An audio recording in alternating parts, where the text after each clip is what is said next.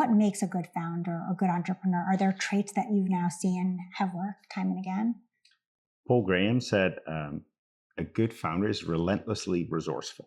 You want to be very kind of motivated to reach your goals, but willing to take tactics based on the information. In the beginning, it's hard to figure out, like, how do you market it? How do you price it? All these things you have to kind of figure out, and it doesn't always work the first time, and then you have to make changes.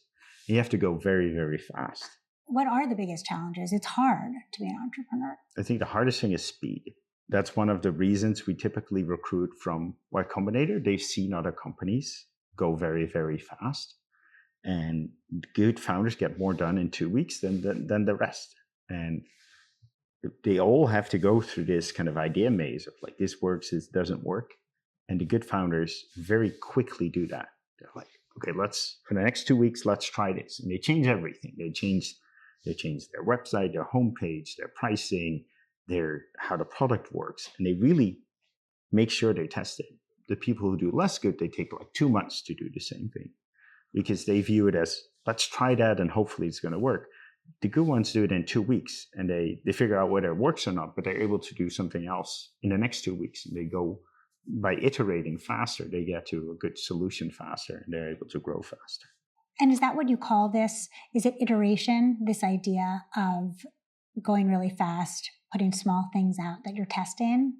Yeah, maybe speed of iteration, or just do it faster. Now, YC obviously is famous for speed as such an important value. When you first started at YC in your batch, what do they do to make that impression of speed being so important? And what did you learn to do? And how did you change how you were building GitLab? Yeah, so they have these group office hours every 2 weeks.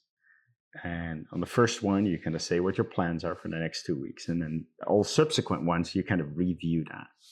And we remembered kind of 2 weeks in, we talked about our progress against our goals. And then someone else talked about progress against the goals and said, she achieved so much more than us. And so the group mentors were like, yeah, well, this is really how much progress you should made. And we knew enough, like we weren't cutting it. So what weren't you doing that they were doing? I think we had the same level of ambition and goals, but it's like it didn't quite ship or it didn't quite make it or it didn't quite change. Like we wanted this feature, but it didn't ship. It was close, but it wasn't quite there. We wanted to make these changes to the website, but didn't quite ship them. We wanted to change this in pricing, but didn't quite make the change. So what did you change for that next 2-week meeting to be able to deliver more? Dimitri and I drove home in our too big of a car, and we said, like, look, we didn't cut it. Like, this isn't good enough.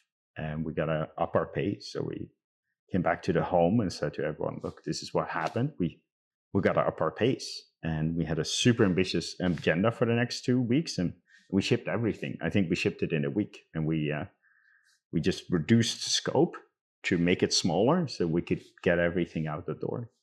So it is amazing that you were able to do that then in a week. But I do want to ask, like, how are you sleeping less? Because staying up all the time isn't sustainable. So how do you learn to be able to do more and deliver more faster? I'm not sure we slept less, but we did work more.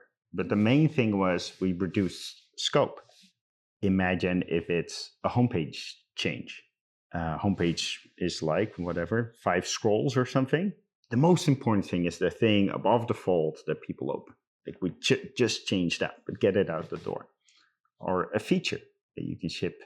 You can keep adding kind of functionality to it, but you can also get that basic feature out the door, and then people can contribute back to it, and you can get feedback on it.